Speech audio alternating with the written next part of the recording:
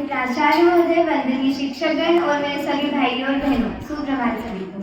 मैं स्वाति पाटीदार आज आप सभी के सामने वीर गाथा 5.0 के अंतर्गत भारत के ऐसे महान योद्धा की कहानी लेकर प्रस्तुत हूँ जिसने विदेशी आक्रमणकारी सिकंदर महान को भी दिखा दिया था कि भारत की धरती वीरों की जन्मभूमि है।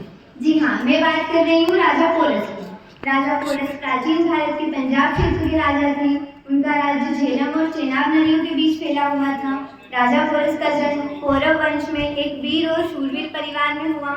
वे जन्म से ही धनुर्विद्या, घुड़सवारी, तलवारबाजी और युद्ध कौशल में प्रशिक्षित हुए। प्रजाहित और न्यायप्रियता के कारण उन्हें जल्दी ही जनता का विश्वास मिला और वे राजा बने। जब Sikandar Alexander the great Bharat पर आक्रमण करने आया तब उसके सामने जो सबसे बड़ी चुनौती थी वह थे राजा पोरस। सिकंदर के पास विशाल सेना थी, घोड़े, हथियार और यूनान के युद्ध थे, लेकिन पोरस के पास था अपना साहस, स्वाभिमान और मातृभूमि के प्रति प्रेम। झेलम नदी के किनारे दोनों सेनाओं में भयंकर युद्ध हुआ, जिसे इतिहास में हाइडेस्पिस का युद्ध, बैटल ऑफ हाइडेस्पिस कहा जाता है।